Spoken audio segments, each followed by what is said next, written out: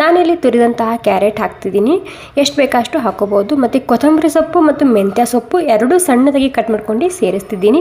ಮತ್ತು ಈರುಳ್ಳಿ ಕೂಡ ಅಷ್ಟೇ ಸಣ್ಣದಾಗಿ ಕಟ್ ಮಾಡ್ಕೊಂಡು ಹಾಕೊತಾ ಇದ್ದೀನಿ. ಒಂದು 2-3 ಚಮಚ ಬಿಳಿ ಎಳ್ಳು ಮತ್ತು ಪನ್ನೀರ್ ಸೇರಿಸ್ತಿದ್ದೀನಿ. ಇಲ್ಲಿ ನಿಮಗೆ ಪನ್ನೀರ್ ಎಷ್ಟು ಇಷ್ಟನೋ ಅಷ್ಟು ಹಾಕೋಬೋದು.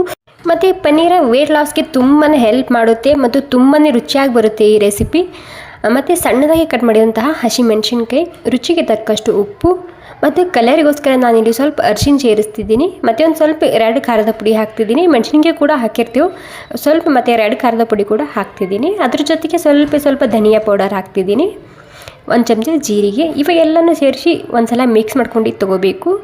ತುಂಬಾ ಹೆಲ್ದಿಯಾಗಿರುವಂತಹ ಪ್ರೋಟೀನ್ ಭರಿತವಾಗಿರುವಂತಹ ರೆಸಿಪಿ ಇದು. ಸೊ ಖಂಡಿತ ಮನೆಯಲ್ಲಿ ಒಂದು ಸಲ ಟ್ರೈ ಮಾಡಿ ನೋಡಿ, ತುಂಬಾ ರುಚಿಯಾಗಿರುತ್ತೆ. ಮುಂಜಾನೆ ಬ್ರೇಕ್ಫಾಸ್ಟ್ಗೆ, ರಾತ್ರಿ ಊಟಕ್ಕೆ ಅಥವಾ ಮಕ್ಕಳ ಟಿಫಿನ್ ಬಾಕ್ಸ್ಗೆ ಎಲ್ಲದಕ್ಕೂ ಸೂಪರ್ ಆಗಿರುತ್ತೆ.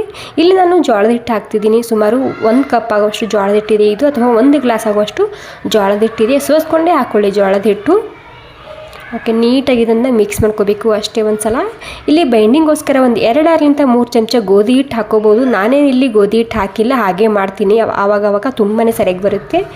ನಾರ್ಮಲಾಗಿ ಗೋಧಿ ಹಿಟ್ಟು ಅಥವಾ ಜೋಳದ ಹಿಟ್ಟು ನಾದ್ಕೊತೀವಲ್ಲ, ಅದೇ ರೀತಿ ಸ್ವಲ್ಪ ನೀರು ಹಾಕ್ಕೊಂಡು ನಾದ್ಕೋಬೇಕಾಗುತ್ತೆ.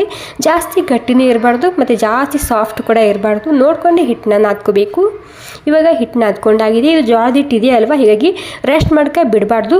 ಇಲ್ಲಿ ಬಟರ್ ಪೇಪರ್ ತೊಗೊಂಡಿದ್ದೀನಿ ನಾನು, ಒಂದು ಸ್ವಲ್ಪನೇ ಎಣ್ಣೆ ಹಚ್ತಿದ್ದೀನಿ. ನೀವು ಇದು ಕಾಟನ್ ಬಟ್ಟೆ ಮೇಲೆ ಕೂಡ ಮಾಡ್ಕೋಬೋದು. ಕಾಟನ್ ಬಟ್ಟೆ ಮೇಲೆ ಮಾಡೋದಾದರೆ ಬಟ್ಟೆನ ನೀರಿನಲ್ಲಿ ತೋಯಿಸ್ಕೊಂಡು ಈ ರೀತಿ ಕೈಲಿಂದ ತಟ್ಕೋಬೋದು.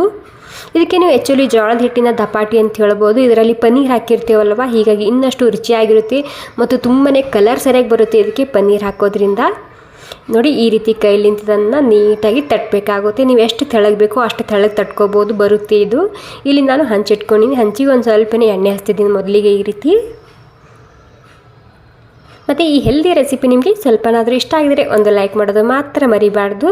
ಓಕೆ, ನೋಡಿ ಇವಾಗ ಈ ರೊಟ್ಟಿನ ಹಾಕಿದ್ದೀನಿ. ಇವಾಗ ಒಂದು ಸ್ವಲ್ಪ ಕೆಳಗಡೆ ಬಿಟ್ಟಿದ್ದ ಒಂದು 2 ನಿಮಿಷ ಆಗೋ ತನಕ ಎತ್ತು ಹಾಕ್ತಿದ್ದೀನಿ ಸ್ಲೋಲಿಯಾಗಿ.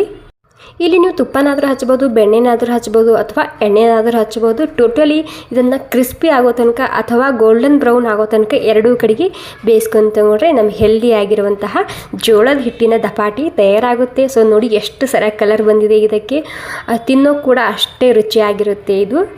ವಾವ್, ಸೂಪರಾಗಿ ಬಂದಿದೆ. ಇನ್ನೊಂದು ಕೂಡ ಅದೇ ರೀತಿ ನಾನಿಲ್ಲಿ ಬೇಯಿಸ್ಕೊಂಡು ತೊಗೊತಿದ್ದೀನಿ. ಇದು ಕೂಡ ನೋಡಿ ಎಷ್ಟು ಸರಿಯಾಗಿ ಬಂದಿದೆ ನೋಡಿ. ನಿಮಗೆ ಜೋಳದ ರೊಟ್ಟಿ ಬರಲ್ಲ ಅನ್ನೋರು ಈ ರೆಸಿಪಿನ ಒಂದು ಸಲ ಮಾಡಿ ನೋಡ್ಬೋದು. ಸ್ವಲ್ಪ ಪನ್ನೀರ್ ಜಾಸ್ತಿನೇ ಹಾಕ್ಕೊಳ್ಳಿ, ತುಂಬಾ ರುಚಿಯಾಗಿರುತ್ತೆ ಮತ್ತು ಈ ರೀತಿ ಕಲರ್ ಬರುತ್ತೆ ಅದಕ್ಕೆ ಪನ್ನೀರ್ ಹಾಕೋದ್ರಿಂದ. ಮತ್ತು ವೇಟ್ ಲಾಸ್ಗೆ ತುಂಬಾ ಹೆಲ್ಪ್ ಮಾಡುತ್ತೆ ಈ ರೆಸಿಪಿ. ಮತ್ತು ಇದಕ್ಕೆ ತಿನ್ನೋಕೆ ನಿಮಗೆ ಚಟ್ನಿ, ಪಲ್ಯ, ಸಾಂಬಾರು ಏನೂ ಬೇಕಾಗಿಲ್ಲ. ಬಿಸಿ ಇರುವಾಗ ಮೇಲೆ ಒಂದು ಸ್ವಲ್ಪ ತುಪ್ಪ ಹಾಕ್ಕೊಂಡು ತಿನ್ನೋಡಿ, ತುಂಬಾ ರುಚಿಯಾಗಿರುತ್ತೆ. Okay, thank you so much.